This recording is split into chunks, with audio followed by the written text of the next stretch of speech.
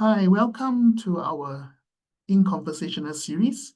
We'll wait a little bit more as more people come into the room. Just sit tight and we'll start in about a minute's time.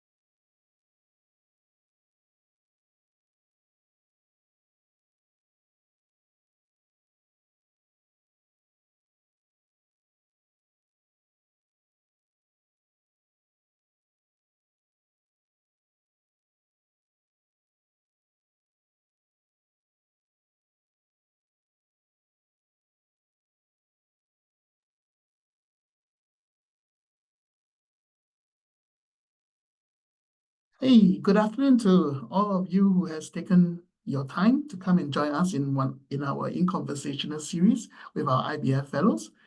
Today, we are very happy to have Dennis Lee, who is the head of Group Risk and Prevention from OCBC.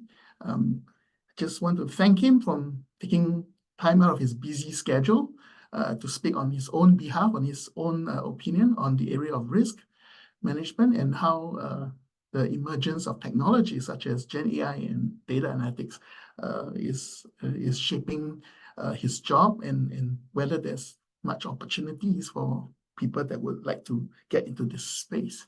So without further ado, for those who like come in early, let's not keep you guys waiting. So Dennis. Hi, Dennis. Thank you again for taking your time out for your busy schedule. I understand you just finished a meeting and you just have to rush over just to join us. Thank you so much. So I'm going to start as what we all usually start with is to hear about how a little bit about your history. How do you arrive where you are? Because I understand you were an economist graduate. So I guess it's sort of related to what you're doing, but it'll be good to know how you arrive at this destination. Thanks, Lionel. Thank you once again to IBF for giving me an opportunity to attend this session to share in my personal capacity. Well, good afternoon, everyone. My name is Dennis, as introduced by Lionel. I head up the Group Risk and Prevention in the OCBC, the Consumer Financial Services, in simple terms, the retail banking segment. Yeah.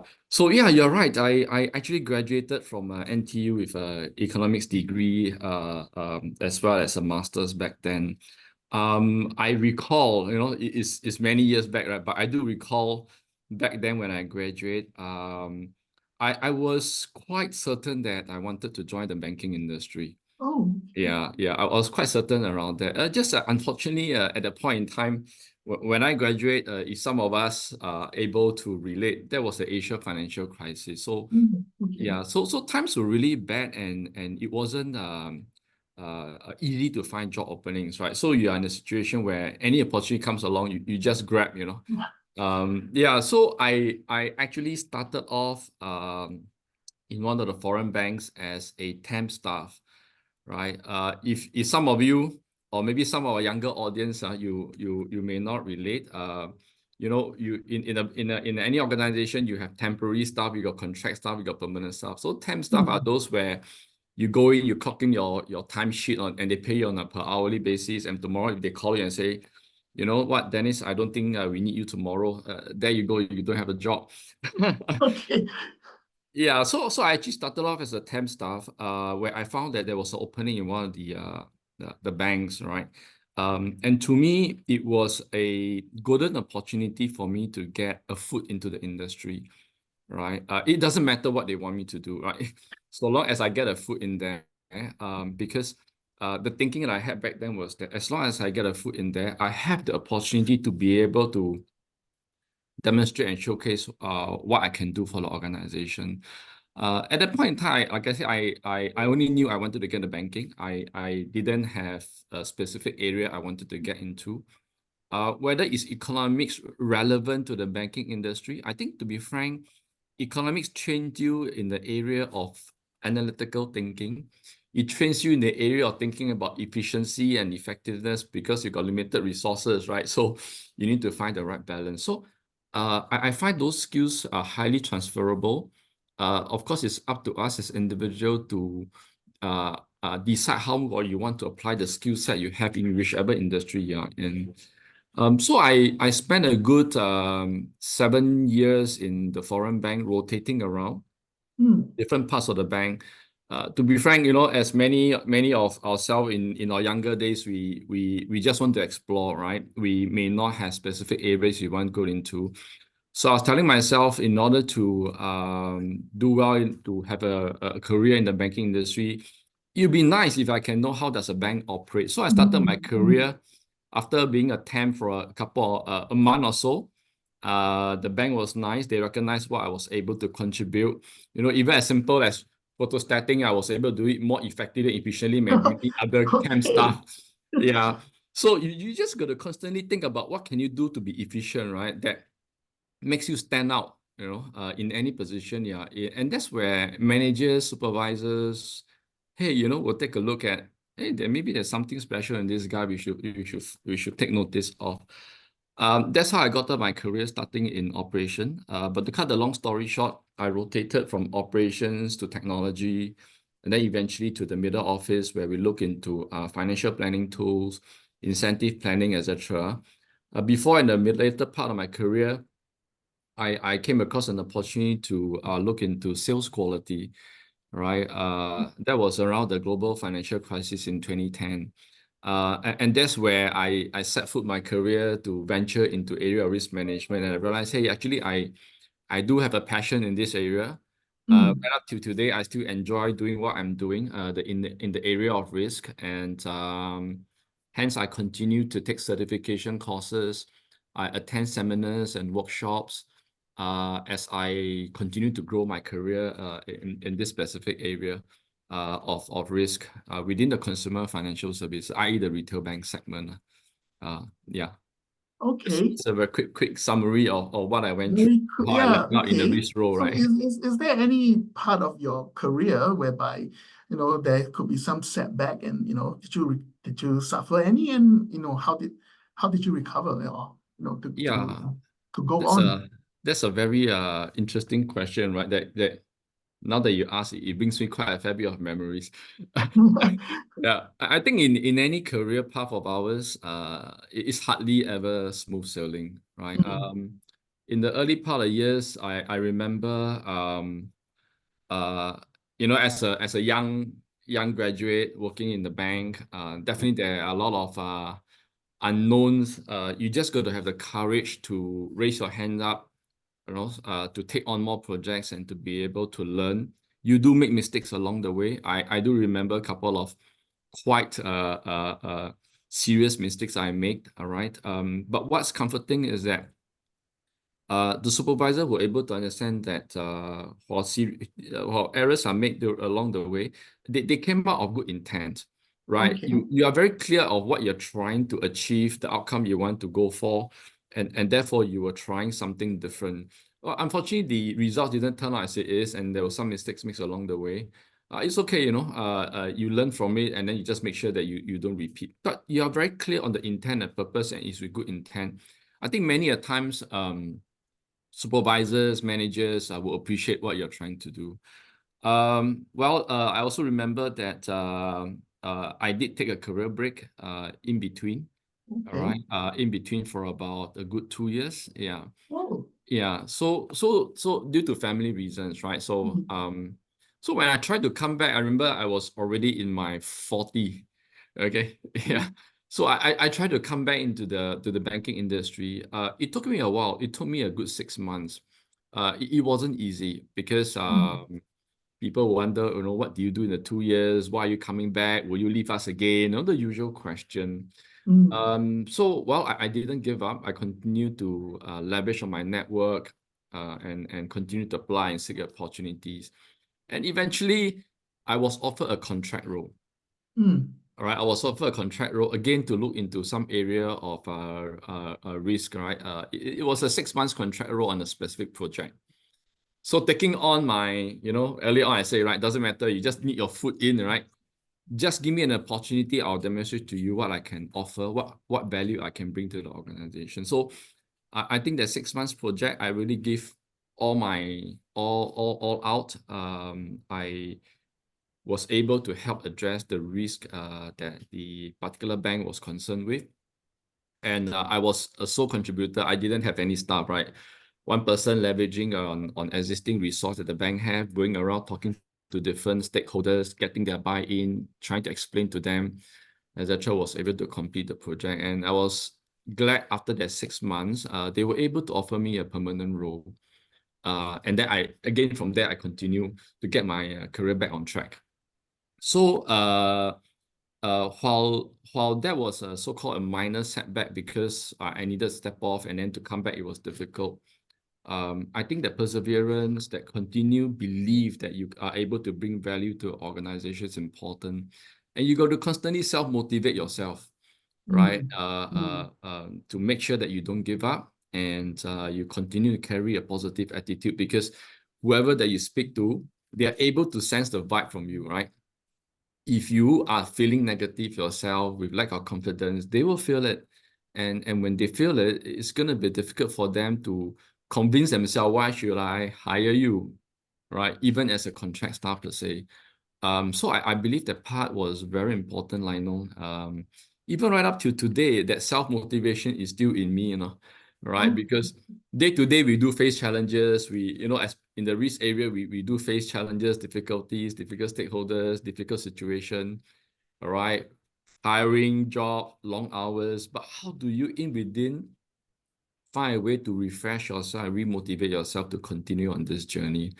Yeah, so those were the challenging moments, I have to say. I just want to hold the thought. So for those of people that could be here listening, could be in the same situation as you, what kind of advice would you want to share?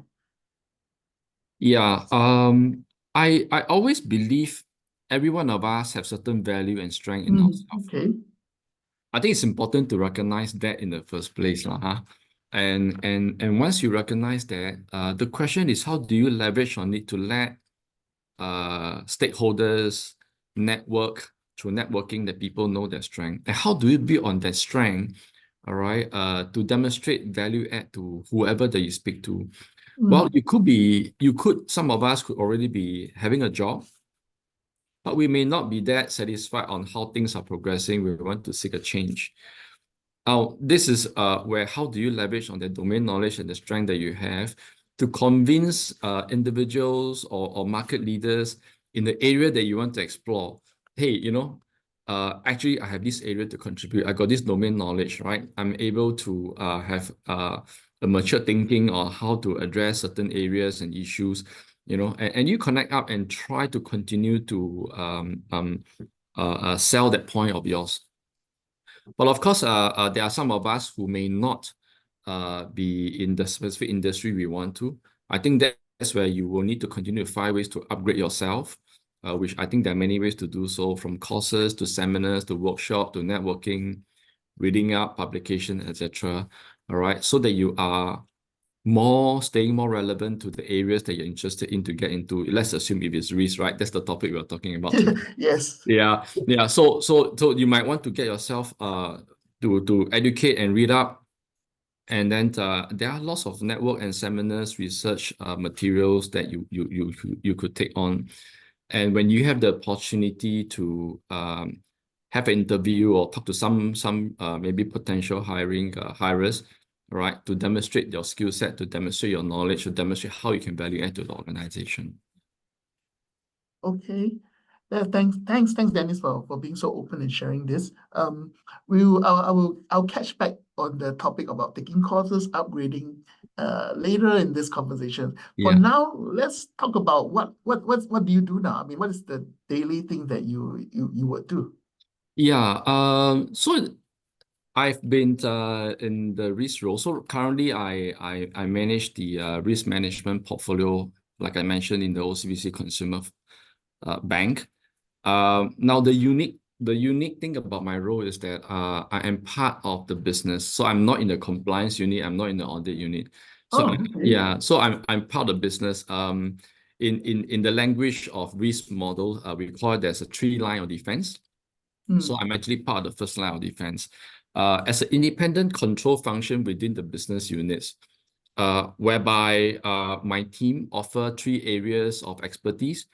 One is the area of advisory, right? So we are very familiar with the regulations, the policies of the bank, and then we work in partnership with our business stakeholders to offer them advice on the do's and the don'ts, and what are controls that are in place, what are controls are effective, what are not.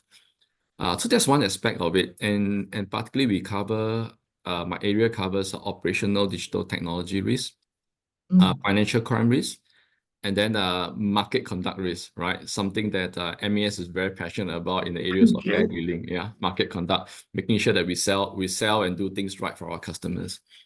And that area also covers ethics and culture. The second risk, of course, is like I said, operational risk, and then financial crime risk. Now, the second area that we do is really in the area of operation. Financial crime is a very significant risk that we are very focused on. I'm sure all of us read quite a lot of news recently with regards to the $3 billion money laundering kind of environment. So we have been very, very focused in this area, and we continue to do so. So I do have a team that is very focused on doing anti-money laundering activities review, right, on the ongoing basis.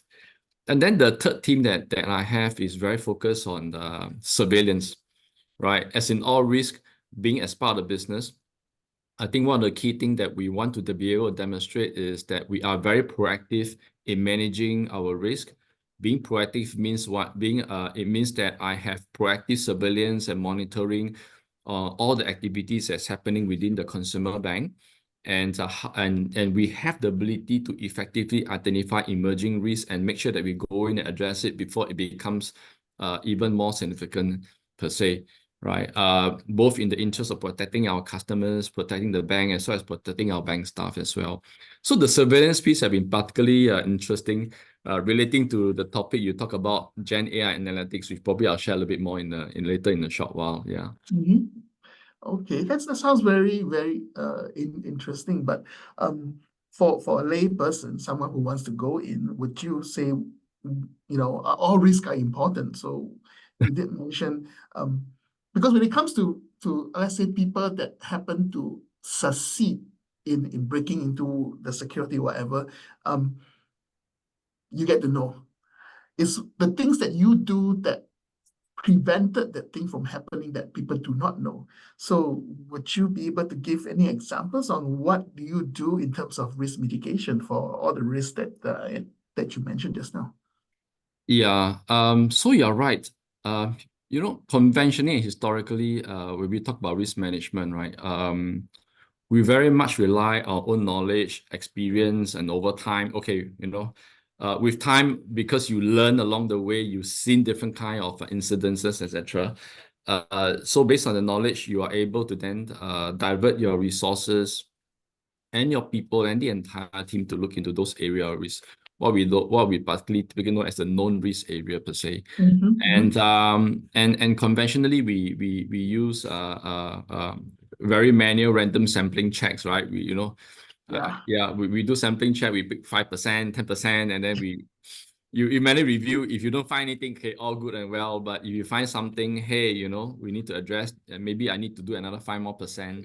Is it a one-off incident, or is it systemic? So historically, that's how risk has been looked at quite frequently, right? Of course, with technology, with how Gen AI data analytics have evolved, I think in the area of risk management, we have also evolved as well, leveraging on these areas to help us to find areas that we may not have think about in the past, right? So it doesn't happen by chance, right? It is as you come along and learn how technology is able to do for us, the question for us as a risk manager is, how do you creatively, by understanding the capabilities of these new tools, how do you creatively think about to apply in your areas of work? All right. And this is really where I find my role and my team's role very interesting, because we are part of the business. Okay. We have compliance team at the back of us, the audit team at the back of us, looking at what do we do to partner and help the business. And they are typically not in line 2 and line 3 of defense. So for us, we are in an interesting situation where we understand the regulation policies, we understand the challenge of our business and what we need to deliver. How do we use our understanding to value add by implementing, using these tools to implement effective controls, all right, surveillance, giving the right advice, and bring both parties in terms of the business and compliance together to find a solution that you can address the risk that the compliance team are concerned with, but yet at the same time address the requirement of the business so they can go ahead and do what they needed to do. Maybe not 100%, but 80, 90%, I think is good enough. So this is what I call enablement of the business per se. So to our audience, I find risk has evolved over time. It's not just about being familiar with the compliance, but to really succeed in this role, you need to be able to listen and understand and then bring all this together. And the real value add is when you're able to find a solution for both your business partner and the compliance colleague. I see. Yeah. So I think you sort of lead to the to the skills and things needed, which I will address it later. But I'm more interested to know, would you say that with this emergence in technology, does it make your work easier or maybe busier, because now other people can use new technology to to expose you, let's say, to cybercrime risk and things like that? Yeah. Actually, it has made the role a lot more interesting, to be very frank. Okay. Right? Yeah. Correct. I mean, in any evolution of technology, if you use it correctly, it can bring a lot of benefits. But of course, in the area of risk, we also know there are bad actors out there, right, who will use the technology in a different way. And that's where we need to constantly be in the race, to be able to address this, ideally in advance before they misuse those tools. If not, be able to be in the position to timely pick it up in early detection and address it as well.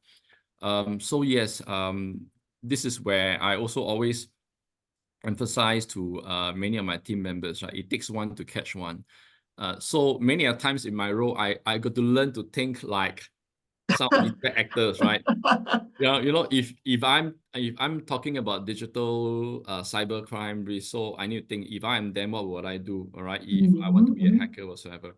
If I want to address money laundering risk, then I got to think about, if I'm the money launderer, what would I do? If I'm the tax evader, what would I do? All right, and leveraging on technology that we have. So if you ask me, actually that's quite interesting, because you need to be creative. All right, and then with that, how do you use the latest tools that you have available and the resource you have, right, to put in effective detection capabilities to pick up this risk before it gets more material, before it gets more serious, and be able to catch these bad actors. I give you one example, right? I mean, you're asking for an example. Yep. Fraud and scam has been very prevalent in Singapore. Yeah, it's quite unfortunate. I just got my credit card replaced the 7th time. Oh gosh. But it's not your bank, so okay. I will not say which bank it is, but it's not your bank. That's good to know. At least I'm comforted. Yeah, but despite, I'm sure all of us read a lot of news, fraud and scam has been quite prevalent in Singapore. All right, for whatever various reason, somehow or other, the fraudsters and scammers find Singapore very attractive. I always say this: they are businessmen, right? So they will find country that offer the highest rate of return. So maybe that's the reason why. For these fraudsters and scammers, when they get the money, what do they need to do? They need to quickly move the funds out, right, to somewhere safe, and then they can start to launder the money.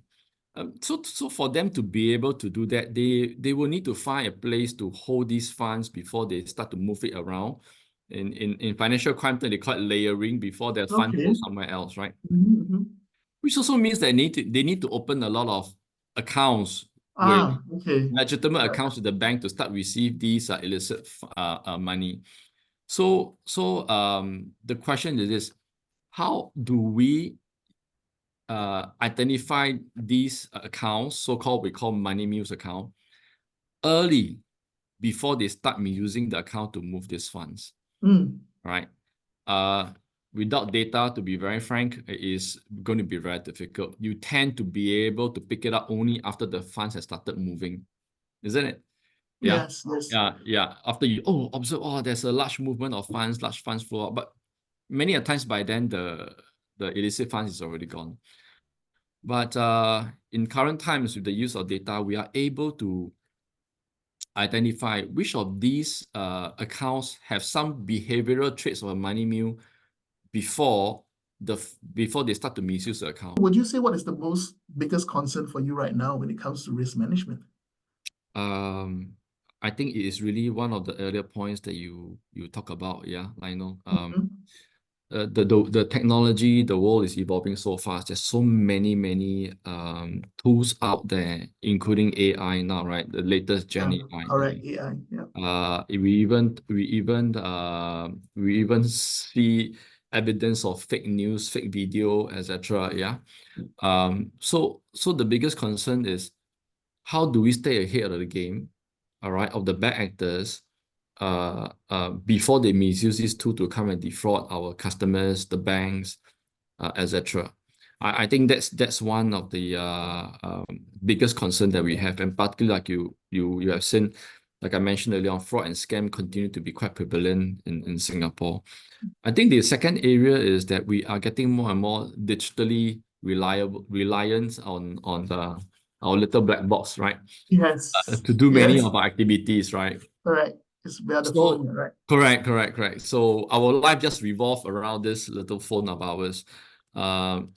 So we are very reliant on digital channels to do many of our things. So how do we ensure that we continue to provide our consumer, right, a safe environment to bank with us, right? That is convenient, yet it is robust enough to make sure that our consumer can continue to bank safely with us. So this is an area that we constantly invest and enhance and build on to make sure that it is always readily available 24/7. Consumer have the trust and confidence of what we do. After all, we are a bank. They entrust their money with us. It is our utmost priority to make sure that their funds remain safe with the bank. So that's why recently OCBC launched out quite a number of features like money lock and stuff like that to really help customers protect their funds itself. Yeah. So these are probably the two areas that continue to be of top priority for us to continue to work on. To keep you awake. So these are the things that keep you awake at night. Well, I think I can still sleep now. Knowing that we have invested quite a lot. The bank has invested quite a lot. We have built a lot of expertise around this area and putting a lot of measures in place. And these risks are pretty much in control right now. Yeah. Good. It's great to hear that then. So I think what you just shared is very interesting. I think if someone who's listening to this, they will be like, hey, how do I get into this? So no, let's I think the people that are listening, I would say, come from various group, but let's address those that are maybe, still not sure what to do. They could be working or not working or just graduate. What would you suggest if they want to get into risk management? What are this? Okay, let's go with certification, maybe skills that's needed. Yeah, so Lionel, actually, to begin with, risk management is applicable in every industry. It's not Yes, just that's the true. financial That's true. industry. That's Yeah. true. Yeah. So the skill set that they picked up is quite transferable, if you ask me, because it's about the analytical thinking skill set that you have developed over time, right? Your risk acumen that you develop over time, it can be quite applicable.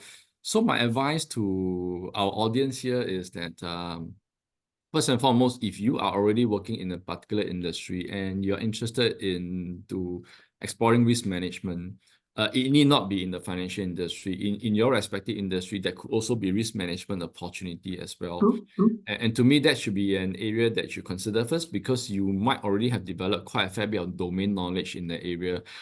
So the ability to understand, apply, all right, as you pick up skill sets and knowledge in the area of risk management may be much more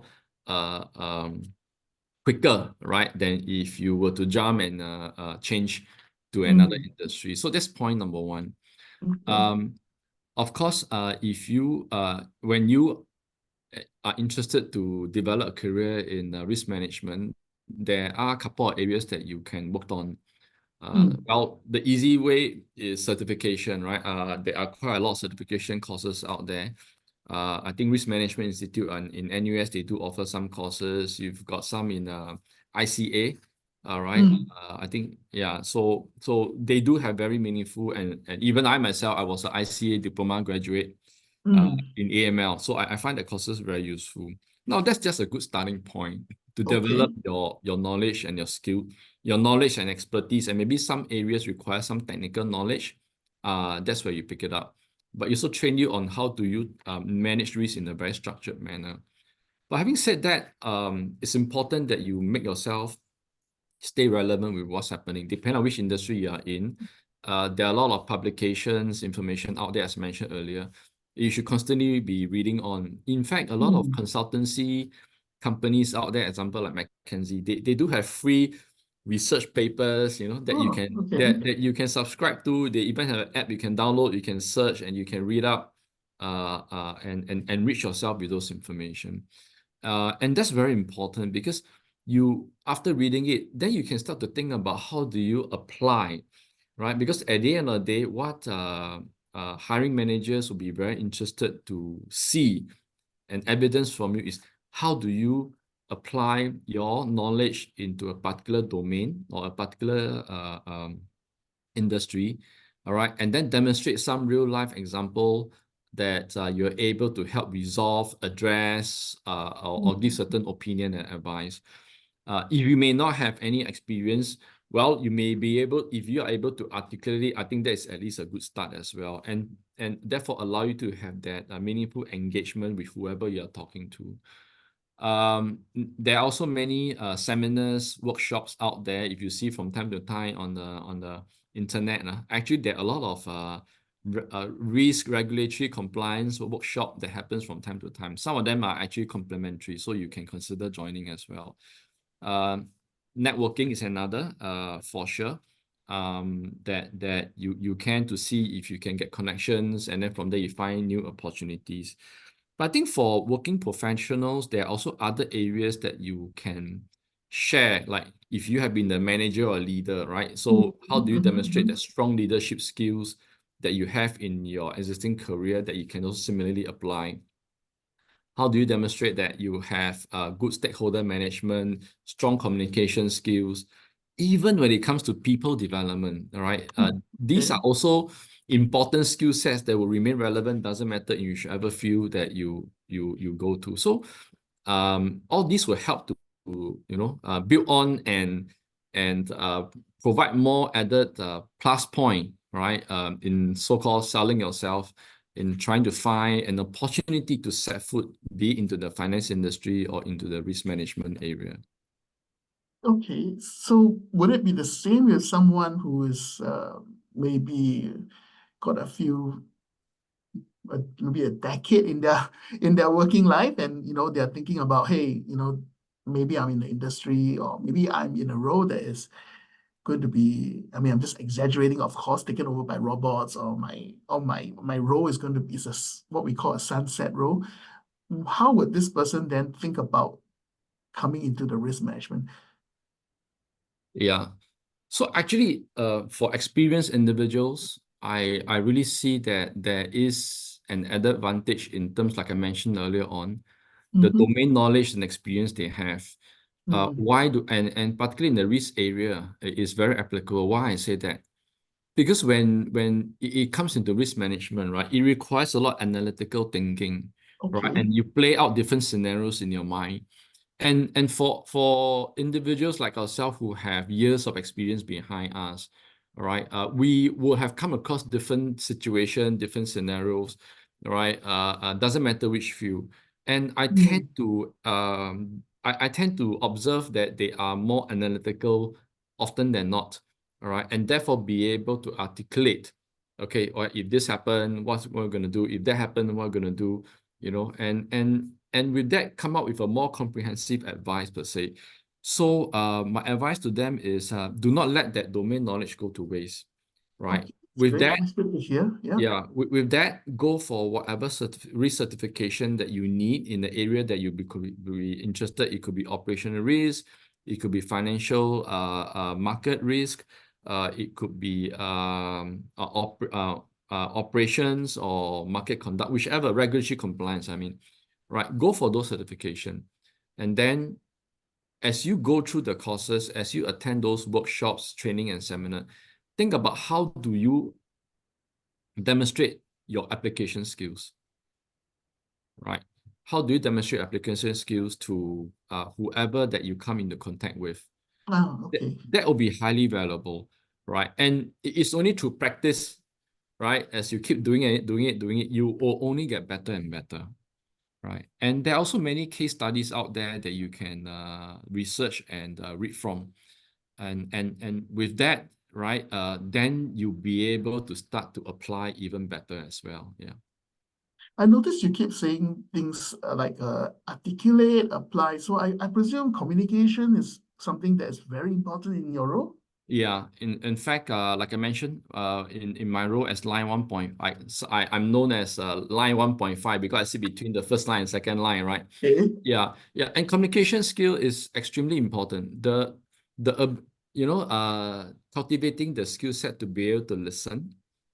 Through listening, you understand, okay, what is the risk that the compliance colleagues are concerned with and they want to address? If they have this particular policy, what is the intent of the policy? What risk is it trying to address? And then if you listen carefully to the business stakeholders, what is it that they want to achieve? What is it that they want to drive? And with that, when you start to mirror the two together, when you start to pull the two together and come up with a creative solution, your influencing skill will become very critical in this stage, right? To be able to share with both parties, right, why this particular solution is able to address the risk that one party is concerned with, yet able to achieve maybe 80%, 70% of the business objective that the business stakeholders would like to run with. Yeah, it may not be the most convenient way because you need to have certain control measures in place, but yet you can still run your business. Of course, you must always remain open as well for feedback and see what more can you do to fine-tune your process, your advice, your control measures to make sure that both parties can continue to move on. So is it a myth to say your work is purely black and white, there's no gray area? Actually, not so true. Yeah, not true. It's not all purely black and white, right? There are areas that we can consider. That's where we say that, we don't operate in a zero risk environment. Yeah, Okay. there will always be certain level of risk we need to recognize, and whether are we prepared to risk accept. And once we have reached an agreement, yeah, this is a threshold that I'm prepared to risk accept, then we are able to move ahead, knowing that there are certain risks that will always be there, right? So-called maybe the gray area per se, right? And when it does happen, we all know that we are going in with our eyes wide open that such probability of risk will happen, and therefore we're ready to stomach as a business unit. So that's where data analytics comes in very helpful. Absolutely, like yeah, it will give us a lot of insight and make a much more informed decision. So just one last thing, people talk about AI and Gen AI. I think you mentioned it before. How does it come into the picture in terms of risk? Wow, to be frank, Gen AI and also another area what I call DA, data analytics, right? In fact, it has quite radically changed the way we look at risk and monitor and operate as well. What do I mean by that? Personally, I started on this journey at about 5 years ago, right?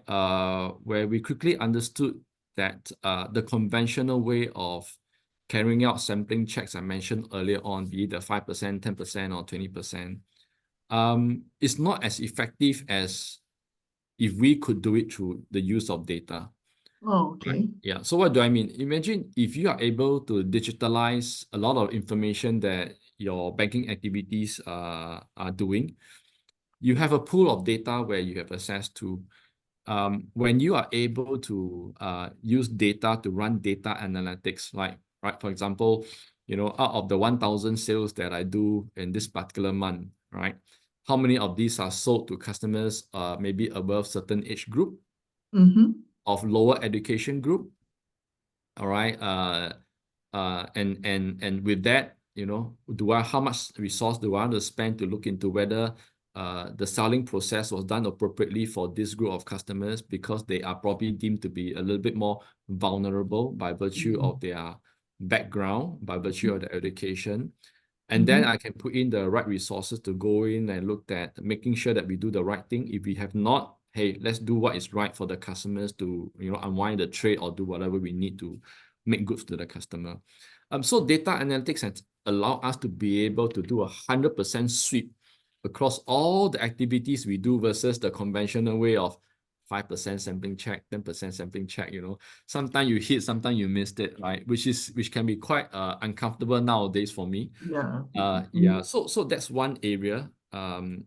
I call that driving some level of effectiveness of our surveillance once you have the use of data. But of course, with data and Gen AI now, which is something that we are exploring, a couple of initiatives on the pilot basis, it has also allowed us to drive some level of consistency and efficiency as well. Right, because Gen AI is able to maybe trawl through a pool of data and be able to summarize for you what are some of the observations that they have picked up, and then with that I can have a human look at the summary and from there decide what to do next.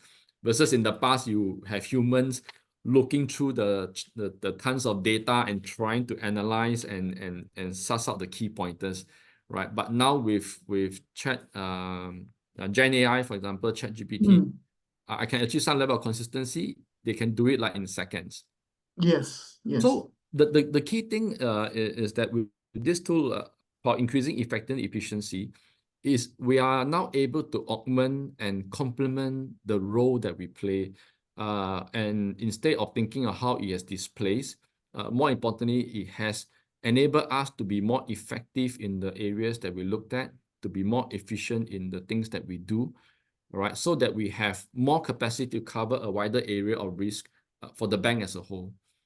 So that is the benefit that I'm seeing right now today, and we are also spending or rather investing time and effort to reskill our staff, to upskill them, so that they will start to be able to learn how to use data analytics and Gen AI, right, to complement their work. Because if I leave it to myself, there's only one brain to think about how can I use Gen AI, right? But if I can train 10 people to do that, I got 10 other brains thinking creatively, how else can I use data and Gen AI to help us do our things better and run faster? Yeah. Okay.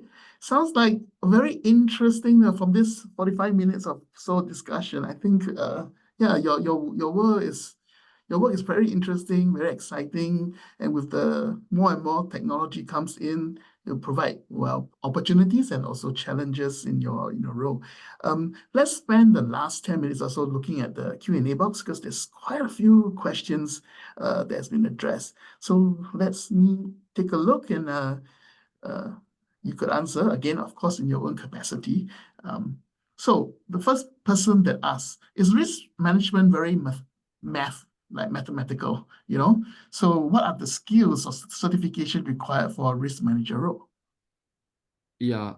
I wouldn't, okay, like I mentioned, risk, there are several areas. Now, if you look into the area of financial market liquidity, credit risk, yes, I would say that aspect of risk is very technical and requires a lot of mathematical skill set. Yeah. Okay. So for those who are mathematically inclined, that could be an area that you want to explore. But there are other areas of risk, like I mentioned earlier on, like for example, financial crime, operational risk, regulatory market conduct risk. They require a different set of skill set. They are not that mathematically demanding per se. I Right. see. Yeah. I mean, as the name implies, financial crime is, anti-money laundering, tax risk, sanctions, and then now fraud and scam. It is very much confined, focused in those specific areas. So it depends on which are the areas that you might be interested in. Right, you might want to find one specific risk area to start taking courses or do your reading up and build your skill set and knowledge from that area. And then once you get a foot into it, where opportunity arises, you can start to expand your risk knowledge into other areas as and when opportunities come along the way.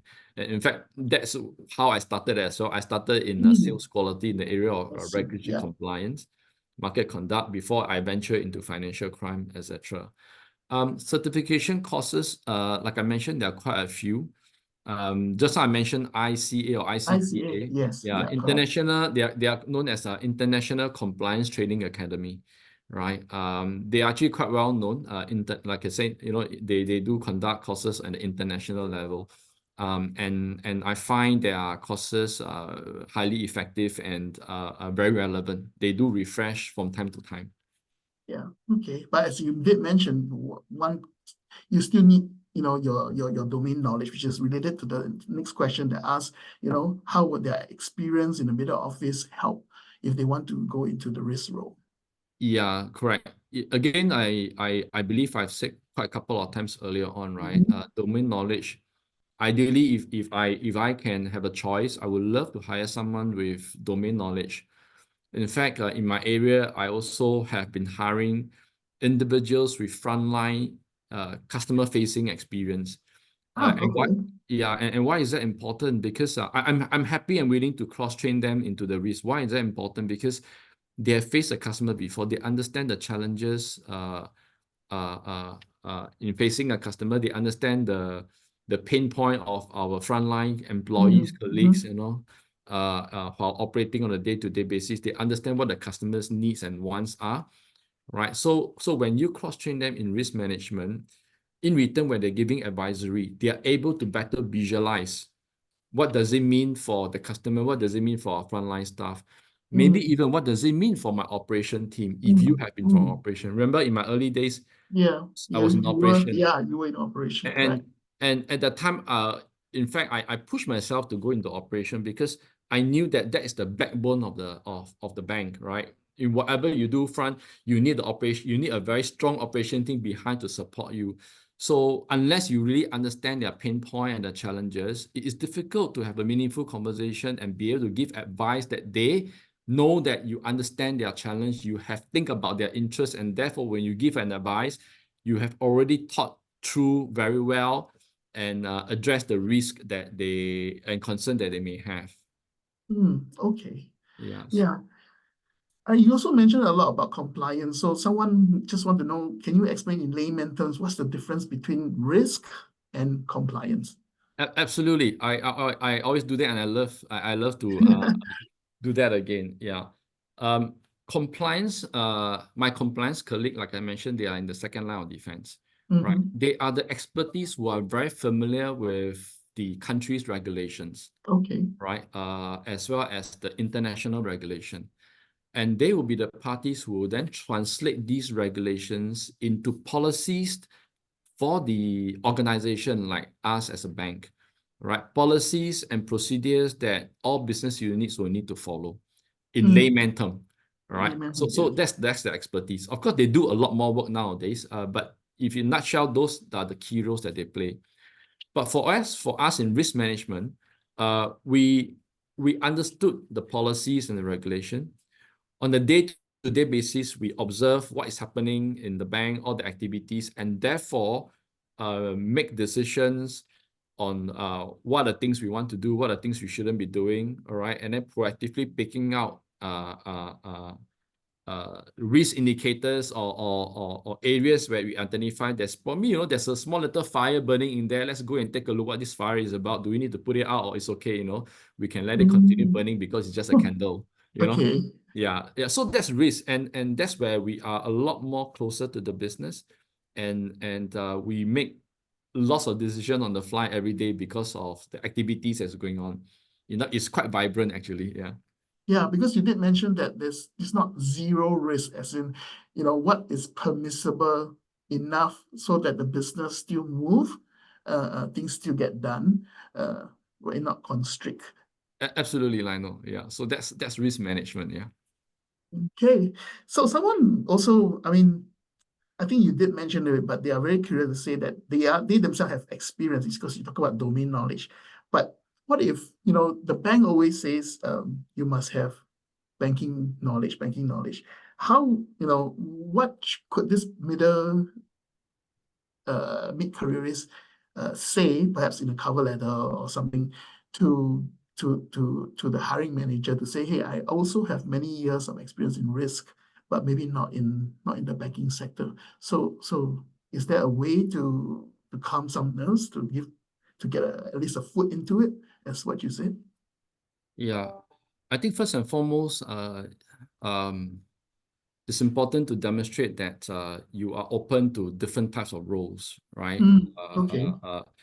You do not limit and constrain yourself to only specific area and specific role, or specific tasks, and even I've come across some resume, you know, they even call out or cover letter, you know, the areas they would like to focus and work on. There are areas that they probably do want to get into, right? So remain open, demonstrate that you are open to any opportunities in the area of risk, all right?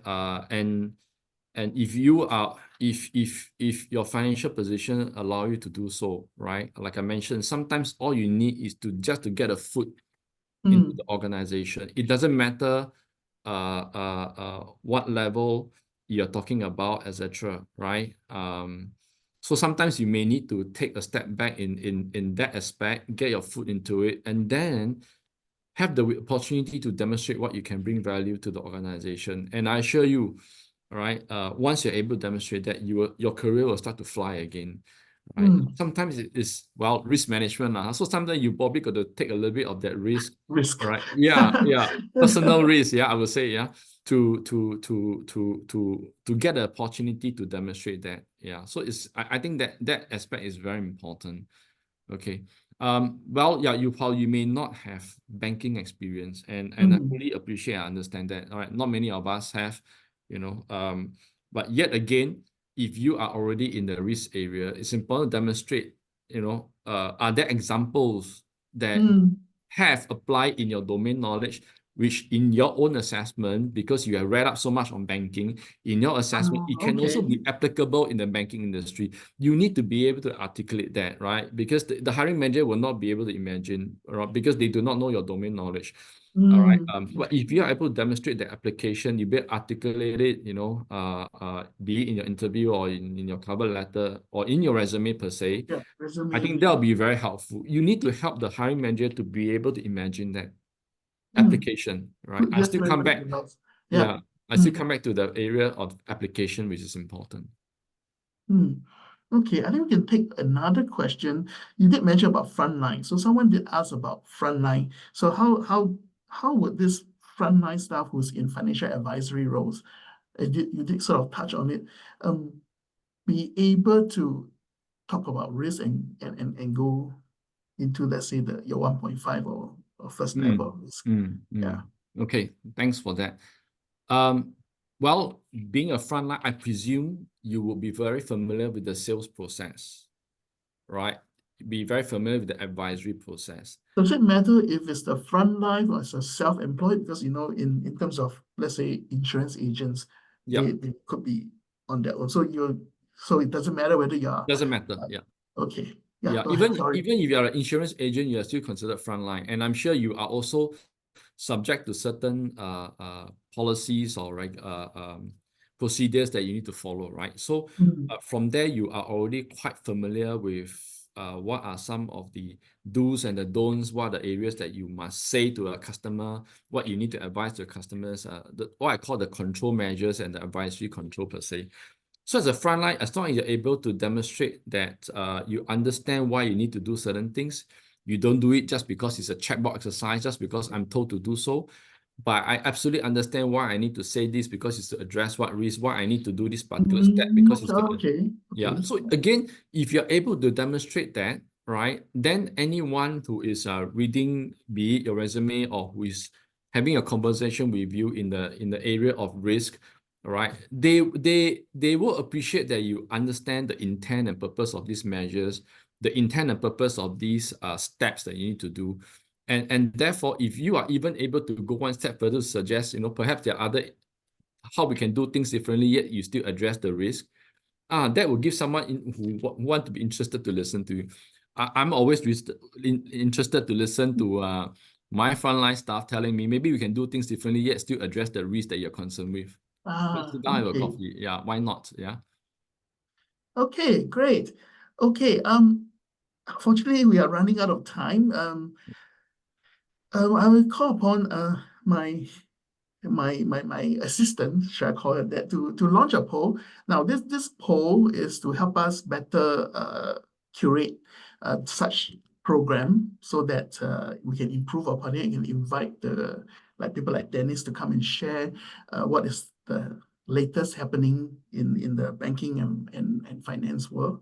And also, if you have anything that you want to talk to us as in IBF Careers Connect, you can email to us and then ask for, can my colleague please type the email address in the chat box so that you can make an appointment to see me or one of my colleagues, and then we can help you in terms of moving closer, perhaps into risk management or any other areas. So Dennis, while they are doing the poll, can I trouble you? Any last word or any encouragement that you can give to the audience out there? Yeah. I just want to share that the world is very dynamic. The environment we operate is very dynamic. So continue to keep a very open, eager mind to continue to learn and upskill yourself. All right. I continue to read and be able to demonstrate that you are very versatile. And in the area of risk management, right? That you constantly focus on how do you drive effectiveness of risk management, how do you drive efficiency. That will really bring you quite far ahead in pursuing a career in risk management. For the younger generation listeners, right? You have time on your side. Nothing beats having ground experience. So go out there and try and get into different roles, rotate around as much as you can into different areas of the banking industry. So you get a good spectrum of experience. And that will really help you eventually when you decide to build a career in risk, because you will be talking to many stakeholders. And when you are in a position to give advice in risk management, nothing beats when your stakeholders understand and have confidence and trust that you already have thought about their concern, you already have thought about their challenges, and therefore when you give the advice, you took all those into consideration and provide a balanced view to all parties. I think once you're able to demonstrate that, that's where trust will build. And hence, to the statement I made in my IBF quote, right? Being a trusted risk advisor is really the ultimate end outcome we should be gunning for in this career. But to do that, you need to be timely, you need to have good consideration of all parties' interests, and then be able to give advice that is practical, that the business can still run effectively, right? So that you continue to grow with the business. Okay, thank you. Thank you very much, Dennis, again. Thank you so much for people that come in to spend this 1 hour with us. I hope it has been fruitful and useful for you, that you can take something away. Dennis, thank you so much. Looking forward for other future engagements. I know that you're very busy, so we shall let you go. Thank you again. Appreciate so much that you took time out from your schedule to come and talk to us and share your experience and share your career journey with us. Yeah. Thank you, Lionel, and really appreciate this opportunity. And I wish all our audience a good career ahead. And I wish you all the best in pursuing your interest in risk management. Thank you. Okay, and have a then. nice day. Thank you. Bye. I'll say bye to everyone now. See you next time in our next In Conversational series. Bye.